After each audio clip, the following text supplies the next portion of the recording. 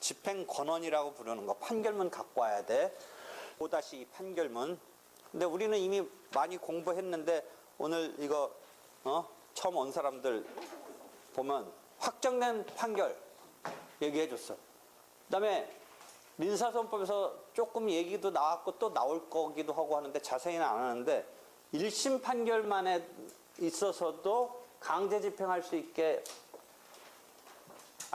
가집행이 붙는, 그때가는 1심 판결이라는 상황이고, 그렇지만 집행 자체는 본집행을 할 수 있게끔 붙는 거야. 그래서 집행을 할 수 있도록 가집행 선고가 붙여준 종국 판결. 그때는 종국 판결이라는 말을 쓰네. 1심 판결 등.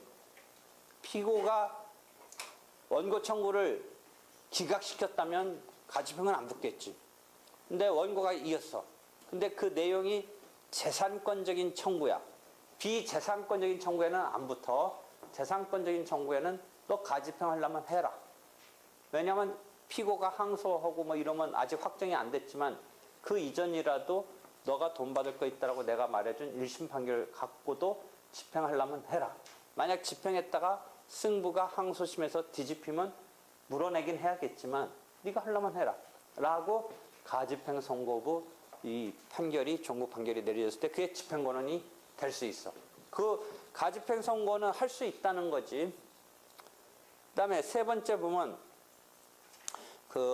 이번 징용소송 손해배상에서 잠깐 나왔는데 그건 거꾸로 우리나라 판결을 갖고, 지금 다행히 우리나라에 미쯔비시는 특허권 등이 있어서 괜찮았고 신일본제철은 어딘가 호철인가에 주식이 있어서 국내에 재산이 있어서 그나마 거기에 집행 들어갔다는 뉴스를 봤는데, 그 재산이 파악되지 않으면 이 판결을 갖고 미쯔비시나 신일본제철에 일본 재산에 가서 해야 돼.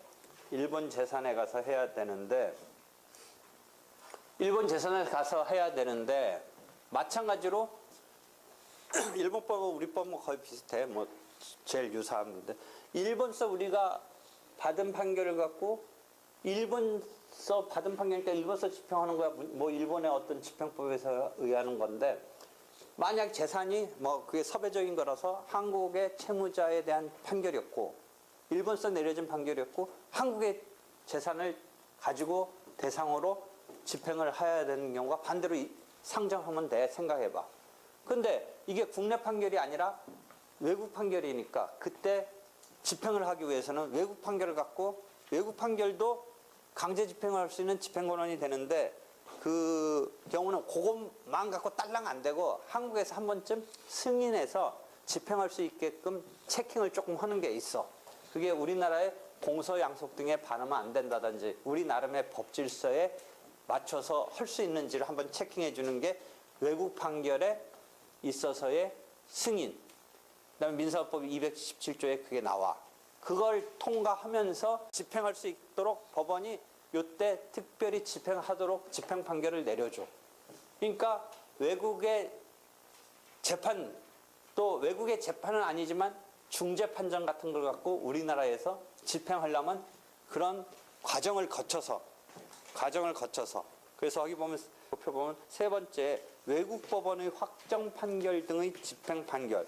그다음에 밑에서 다섯 번째 중재 판정에 대한, 중재는 판결은 아니니까 판결은 아니니까 그것도 뭔가 한 번쯤 체킹해서 판결급으로 집행을 할 수 있게끔 하는 그 과정이 있고 나서 그것을 집행할 수 있는, 이때는 판결이라고 안 그러고 집행할 수 있는 결정이라고 그래.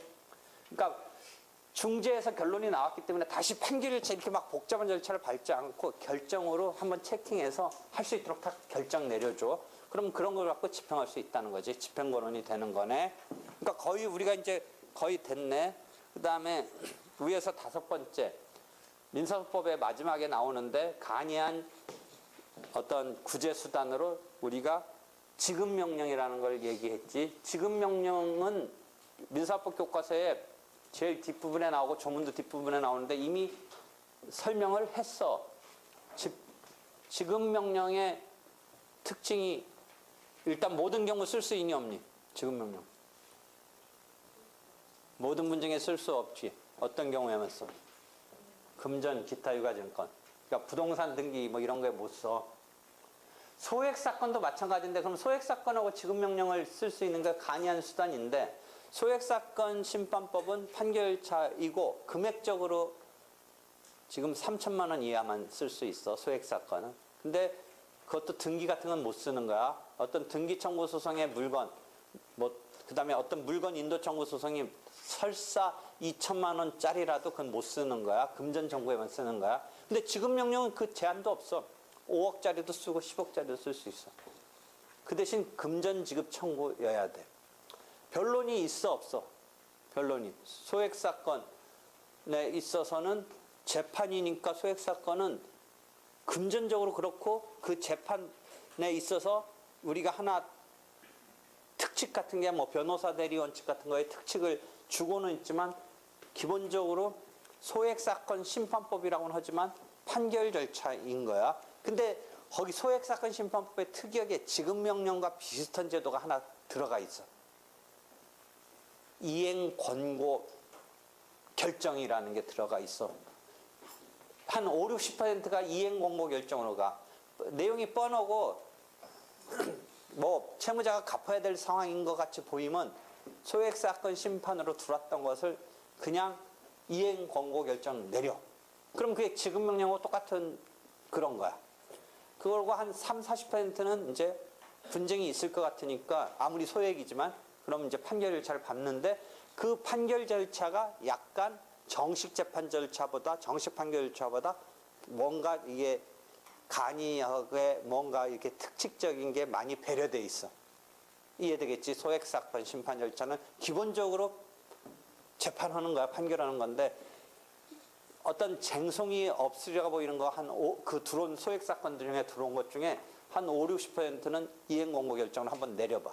그러면 이행 권고 결정 냈을 때 그 피고가 이의를 않는 경우로 되는 경우도 있고 이의가 나오는 경우도 있는데 법원 나름도 생각해 볼 때 이건 그냥 이행 권고 결정 한번 해보는 게 좋겠다라고 판단되는 내용이라면 이행 권고 결정으로 나가고 이의가 없으면 지급명령처럼 이의가 없으면 그게 뭐가 돼 이제 확정이 되면 이의가 없으면 그게 집행권한이 되는 거야. 그제? 그치? 지급명령.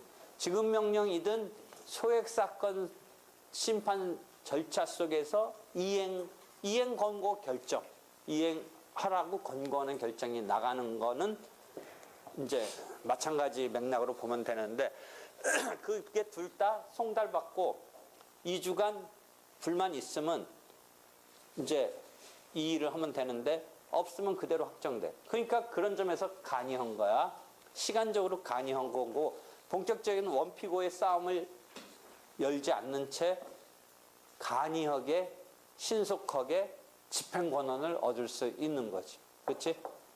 그러니까 금전청구는 이 지급명령을 많이 쓰면 돼. 당사자들도 이것도 전자독촉으로 해서 그 지급명령을 쓰는 절차를 독촉 절차라고 하는 거고 이행권고 결정은 소액사건 심판 절차 속에 있는 건데 그것을 갖다가 활용하면 채무자인 피고 내지 채무자가 피신청자가 이의를 한다면 괜히 헛수고 헌셈이 되지만 곧바로 소송 낸 것보다 헛수고 헌셈이 되지만 나름대로 쟁송성이 거의 없는 거라면 그 절차를 밟는 게 집행할 수 있는 권한이 되는 거지. 지급명령 자체도 시효는 이제 10년이 돼. 그렇게 하면. 그렇게 해서 10년이 되는 거야. 그러니까 뭐 집행권한을 얻을 수도 있고 시효를 중단시키고 시효를 이제 10년으로 새로 시작할 수 있게 하는 뭐 등등. 그래서 효용 가치가 큰데 변호사들은 잘 이용하지 않고 오히려 금융기관들이 돈 받는 것에서 뭐 많이 이용해. 변호사는 독촉 절차 같은 거 지급명령으로 해서 이렇게까지 뭐 결국 지급명령이라는 건 법리적인 막 이렇게 주장을 펼치는 게 없이 갚아라라고 날아가는 거니까 변호사가 뭐 그 독촉 절차 지급명령 신청서를 써주는 정도 하고 뭐 10만 원 받는다. 요새 온라인 보면 변호사도 뭐 10만 원, 50만 원인가 10만 원 받는다고 이렇게 온라인으로 하는 것도 있긴 한데 무슨 법리가 있는 건 아니고 그냥 날려버리는 거야. 그래서 그게 확정이 되면 거기 보면 뭐가 있어? 밑에서 둘째 줄에 확정된 이행공고 결정. 그치? 그 다음에 위에서 다섯 번째 확정된 지급명령. 그런 거지. 응? 그 다음에 화해조서, 인락조서 이런 거. 포기조서는 집행권한이 되지 않지. 돈 받을 게 없는 거잖아. 포기했기 때문에. 근데 인락은 피고가 원고 청구를 인정하면서 돈 주겠다는 거니까 인락조서. 조문 220조가 확정 판결과 마찬가지 효력이 있다. 민사소법에서 연락에 지금 얘기한 거지.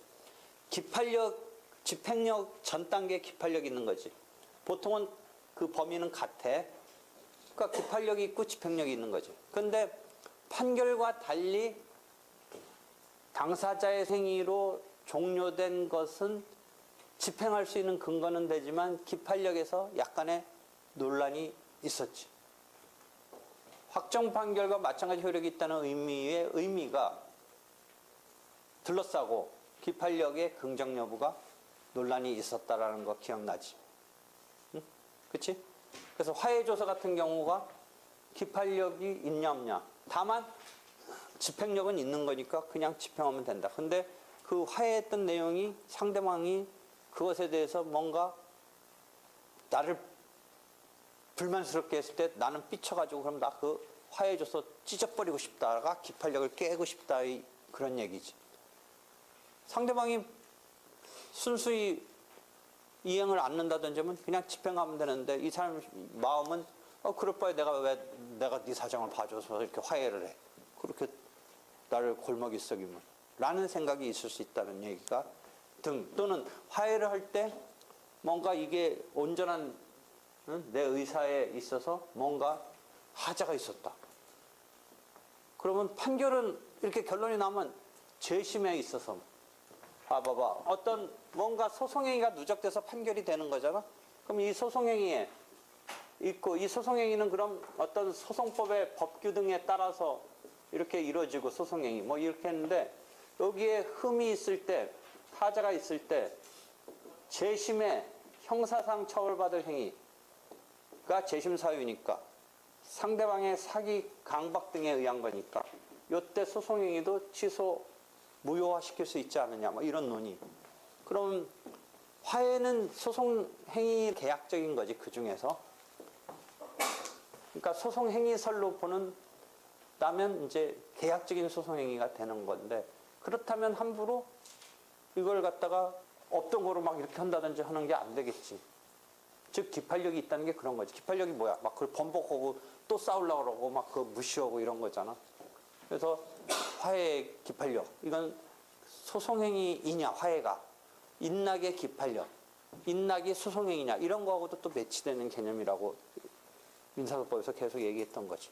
하여튼 다시 돌아와서 기판력에 그런 문제가 있고 기판력을 전제로 이제 집행력이 있는 건데 그 당사자의 의사 행위에 의해서 의사가 반영된 행위에 의해서 소송이 종료된 것은 판결과 마찬가지 확정 판결과 마찬가지의 기판력을 완벽하게 인정하는 데 대해서 조금 다시 우리가 되새김해서 생각해 볼 문제가 있었다는 것까지는 민사소법에서 얘기했지. 하여튼 근데 집행은 할 수 있는 집행권한이 되는 거야. 집행권한이 되는 거야. 그 다음에 가운데 집행증서 내지는 공정증서라고 하는데 이게 뭐냐면 공증받은 거야. 유일하게 미리 집행권한을 취득해 놓을 수 있는 거야. 미리. 지금 우리가 막 말한 건 뭐야? 막 연락에 뭔가 사건이 이제 흐트러진 다음에 집행할 수 있는 뭔가를 막 절차를 밟아서 집행권한이 나오는 건데 이 경우는 돈 빌려주면서 공증사무소 가서 너 변제기에 돈 안 갚으면 내가 곧바로 그냥 집행 단계로 갈 수 있도록 여기다 사인해 하고서 집행 수락의 문구라고 그래. 수락의 의사 이렇게 자기 의사를 한 게 공증이니까 뭐야. 그래도 공이잖아. 공증인. 공증인 앞에 가서 이렇게 문서 만들어주면 변제기 넘었으면 그거 갖고 곧바로 뭐 판결서가 막 이런 거 뭐 이행공고 결정 뭐 지급명령 이런 거 없이 곧바로 그 분쟁의 결론이 이미 사인돼 있는 거야. 갚겠다는. 그래서 그게 집행권한이 되는 거야.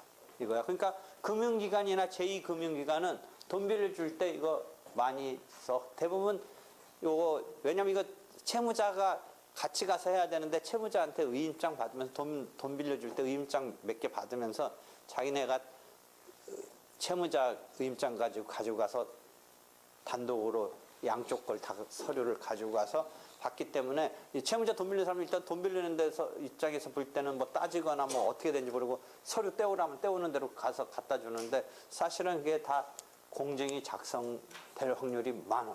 되어 있을 확률이 많아. 여러분이 민법에서 공부 좀 하고 실은 배운 건데 소송행위에 표현법리의 적용이 있다 없다 아까 소송행위의 의사표시의 흠의 적용이 있다 없다 이런 거 논할 때 표현법리의 적용이 있다 없다 뭐 이런 거 얘기했었던 적이 있는데 기억나? 소송행위의 표현법리의 적용. 그럼 내가 그렇게 주제를 던졌는데 무슨 얘기야? 우리가 법률행위와 달리 소송행위에는 표현법리의 적용이 있냐 없냐 뭐 이런 거지. 표현법리가 뭐야? 민법 125조 6조 뭐 9조 무건대리인데 뭔가 일단 기본적으로 무건대리인데 이 대리에 뭔가 책임을 져야 될 게 본인이 있을 때는 그 판례 하나 나오잖아. 소송행위에 즉 이건 우리가 법정에서 펼치는 소송행위에 얘 갖고 나오는 판례면 딱 좋겠는데 그런 판례는 없고 굳이 찾는다면 그러니까 그게 딱 우리가 소송 막 법정에서가 아니라 그거 마침 하나 판례가 우리가 드는 게 어디든 그 판례밖에 안 들어. 그것밖에 없어. 공증받으러 가서 수락의 의사표시 이게 소송행위라는 거야.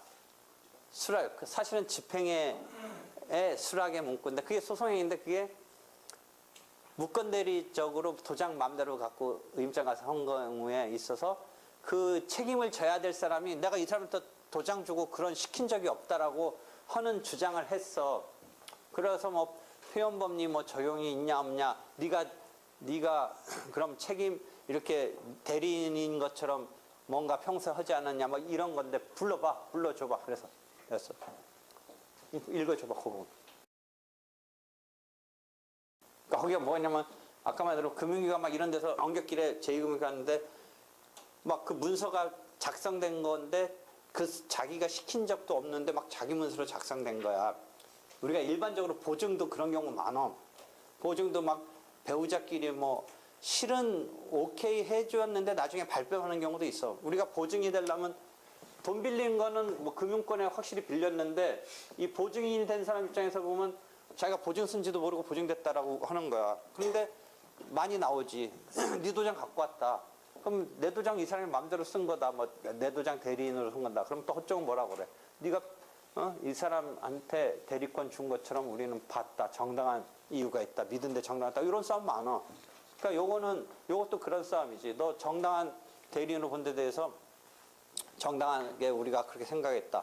라는 표현법리를 주장했는데 해당 없다. 뭐 그 판례야. 그러니까 우리가 소송행위의 어떤 장면이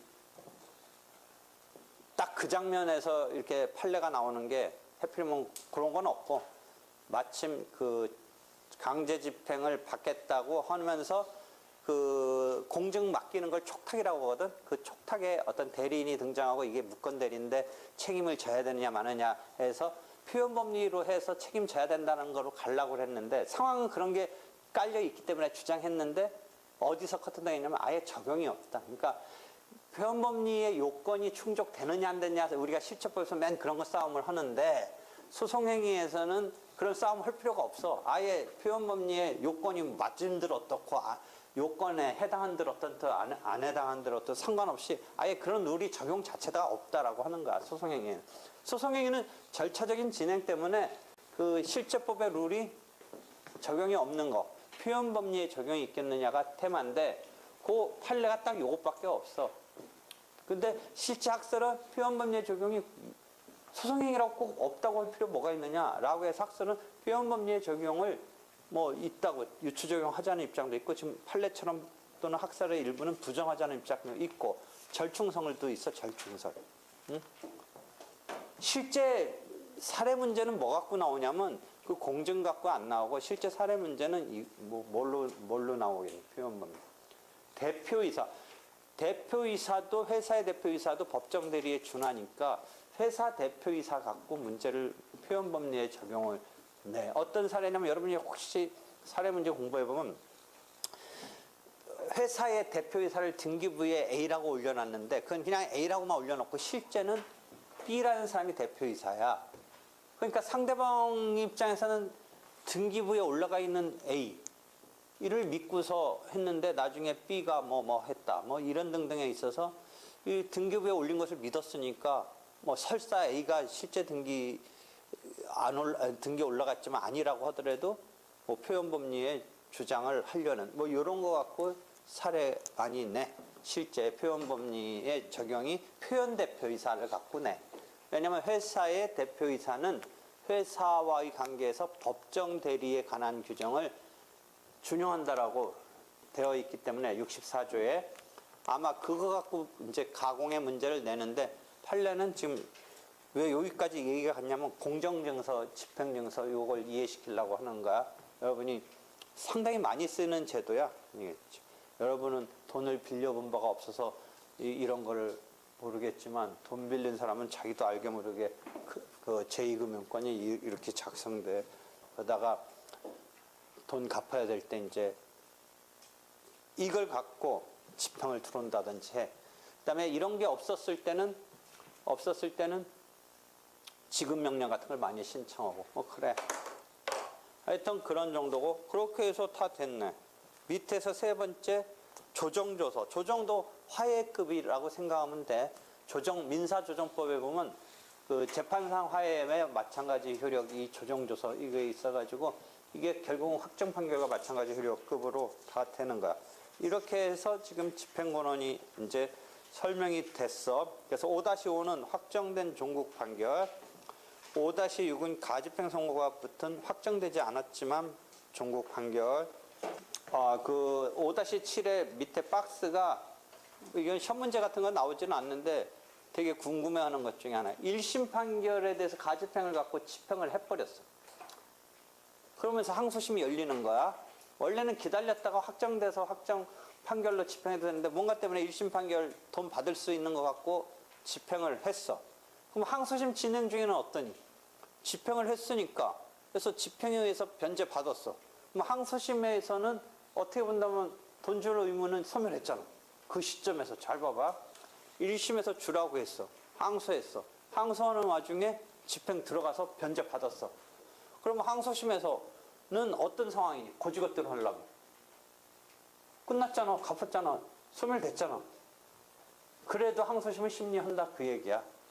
회수한 거 무시하고 어떤 가타부타 승부를 내면 된다는 거지. 적어도 딴 것 때문에 안 갚아도 되는 것은 있을 수 있지만 회수한 걸 바탕으로 안 갚아도 된다라는 거로 가면 안 된다는 거지. 그 박스에 담긴 얘기가 그 이야기야. 그게 헷갈려 할 만해서 그리고 실제 헷갈려서 그게 실무에서 그런 게 나온 거야. 그러니까 5-7의 박스가 그런 이야기네. 판결이 몇 개 있잖아. 그게 항소심에서 가집행해서 회수했으니까 싸움이 있었나 봐. 그다음에 집행 판결 및 집행 결정은 집행 판결은 외국 판결이고 집행 결정은 이제 중재 같은 거. 여러분이 중재 같은 것도 이제 그런 쪽으로 진출해도 내가 저번 시간에 대한상사중재원 갔다 왔을 때 잠깐 얘기했는데 거기 특히 국제중재 같은 게 근데 국제중재는 우리나라가 뭐 아시아에서도 국제중재는 싱가포르하고 싱가포르, SIAC, 또 홍콩, HIA, 그다음에 유럽에 막 그런 쪽이 돼 있고 아시아는 근데 이제 우리가 지금 좀 하려고 그래. 서울 국제센터라서 지금 뭐 트레이드 빌딩 거기에 있어. 상사중재원. 그래서 중재산업진흥에 관한 법률이 있어가지고 많이 진흥시키려고 하는데 아시아권에서도 싱가포르하고 홍콩. 왜냐면 싱가포르, 홍콩이 영미권이기 때문에 아무래도 중재라는 게 룰 같은 거나 이런 게 그다음에 언어가 그쪽은 영어가 되는데 우리도 뭐 영어 잘하는 사람 잘하지만 하여튼 기본적으로 그러니까 일본하고 우리는 중재에서는 힘을 못 써 지금. 근데 이제 후발적으로 그게 하나의 산업으로 이렇게 하려는 거지. 하여튼 그런 거야. 그래서 집행 판결이 있는 확정 재판이나 또는 중재 집행 결정. 그다음에 5-11의 집행 증서 지금 계속 설명했지. 그다음에 지급 명령 이행 공고 결정 5-13. 그다음에 화해조서 인락조서 5-14. 그다음에 5-15. 또 하나 특이한 거지. 아까 공정증서는 이런 절차가 없이 집행권한이 되는 거라는 점에서 특이하고 가압류행은 어떤 돈 받는 거 그 자체는 아닌 거지. 그렇지만 요것을 받아서 집행이 들어가는데 이게 연속성이 있어가지고 여러분이 잘 그게 생각 안 해놓으면 헷갈리는 나중에 설명도 헷갈리니까 내가 딱 개념은 있는 거다. 이렇게 가처분 즉 이 가처분 가압류 명령 가압류 가처분 명령을 받는 거를 그럼 소송처럼 보존소송이라 부르기까지도 한다. 그 속성이 소송이냐 아니냐 논란은 있지만 보존소송이라 부르니까 마치 뭐에 해당하는 거다? 이 판결열차에 해당해서 가압류 가처분을 받는다. 집행을 한다. 이런 개념이 있다라는 거죠. 그다음에 파산에서 파산 채권자표. 파산은 저번 때 개별 집행에 대해서 포괄 집행이라고 그랬지. 포괄 집행을 하면 파산 채권자표가 나중에 이제 거기에 집행할 수 있는 권한이 되는 거죠. 그렇지? 그다음에 검사의 집행 명령도 경우에 따라서 집행 권한이 된다. 이것이야. 그렇지? 그래서 이 집행 권한이 집행회로 들어온 건데 이 집행력을 이제 집행을 들어오는 것에 대해서 그 집행 권한의 내용이 문제 있다고 따지는 게 나중에 이제 청구 이의소 뭐 이런 것들이 나오는데 그런 게 있다라는 거야. 일단 지금 강제 집행을 하기 위해서 필요한 게 집행 권한을 설명했고 좀 쉬었다가 집행문을 설명할 거야.